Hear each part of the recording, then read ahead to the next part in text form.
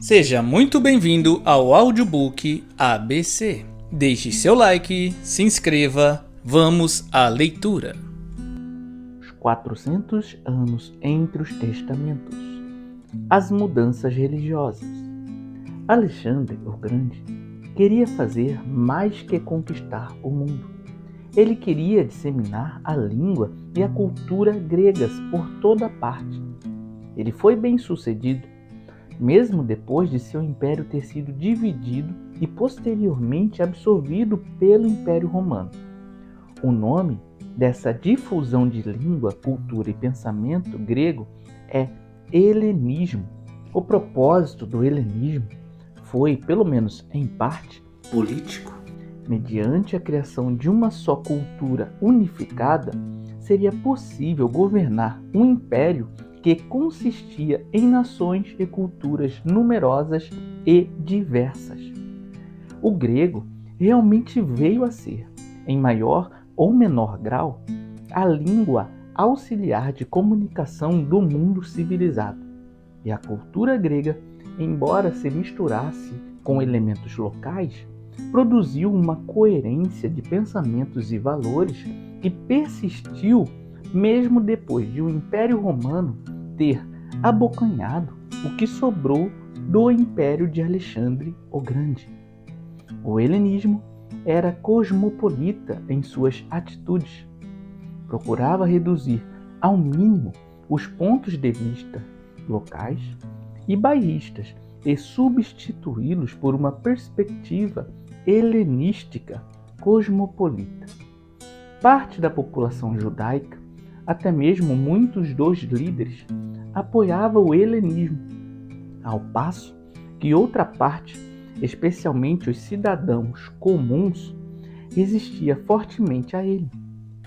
Um dos motivos por trás da profanação do templo por Antíoco Epifânio foi que ele perdeu a paciência com a insistência dos judeus em permanecerem diferentes e se excluírem da cultura mais cosmopolita, de modo que resolveu forçar a situação, sendo que nisso subestimou grandemente a profundidade das convicções judaicas. Foi a partir dessa luta contra o helenismo, luta que era política, bem como cultural e religiosa, que surgiram os dois principais partidos do judaísmo na época de Jesus. Quais foram esses partidos religiosos? Os fariseus. Os dois principais partidos dentro do judaísmo nos dias de Jesus eram os fariseus e os saduceus.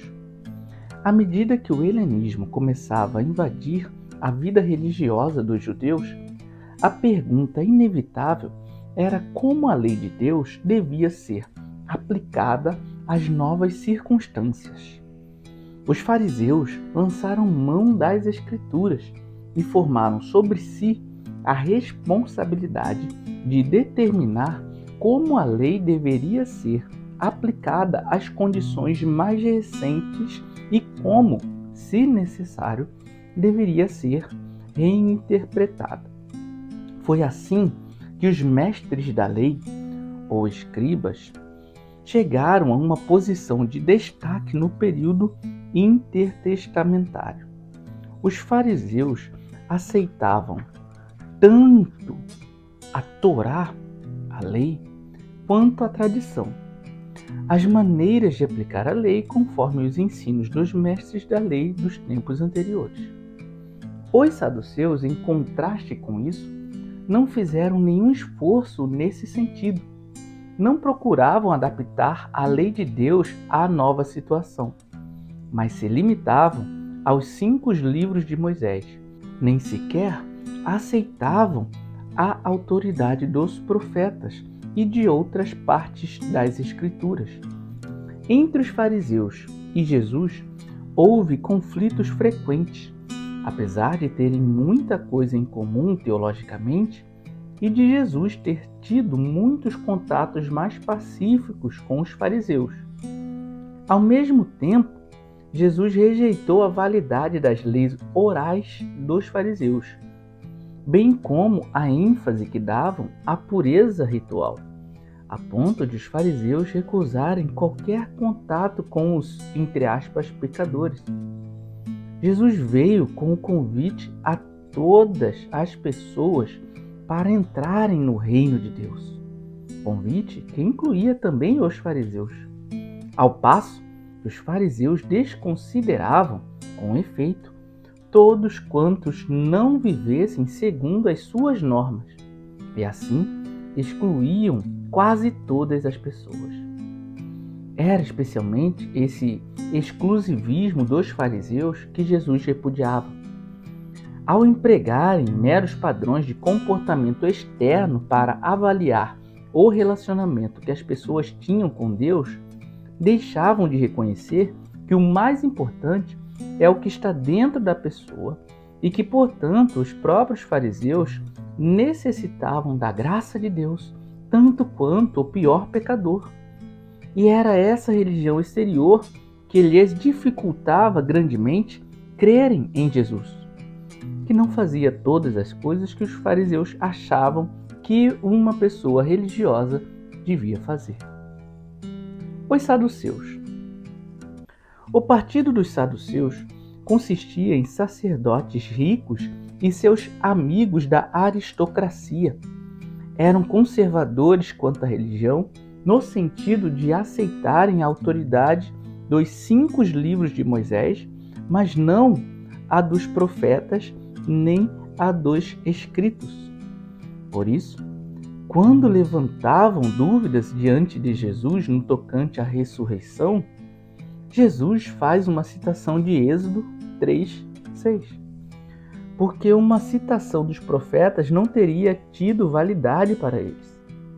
Ao mesmo tempo, formavam um grupo que exercia domínio político, o que os levou a apoiar, com propósitos pragmáticos, alguns aspectos do helenismo.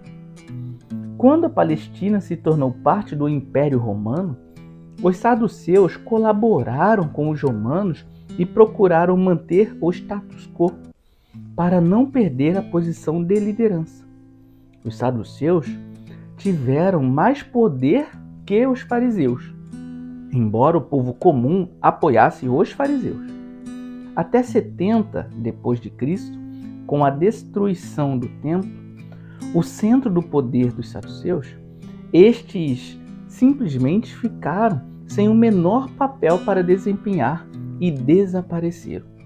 Os fariseus, em contrapartida, passaram a ser os verdadeiros líderes do povo judeu a partir de 70 depois de Cristo, ao lhe fornecerem uma vida religiosa à parte do templo. Depois da revolução fracassada de Bar Kokhba, os romanos passaram a reconhecer os fariseus como o grupo dirigente dos assuntos da vida judaica. E para você que chegou até aqui, meu muito obrigado. Espero que tenha gostado dessa obra. Valeu mesmo. Seu like e sua inscrição são muito importantes. Até a próxima leitura. E para você que chegou até aqui, meu muito obrigado. Espero que tenha gostado dessa obra. Valeu mesmo. Seu like e sua inscrição são muito importantes. Até a próxima leitura.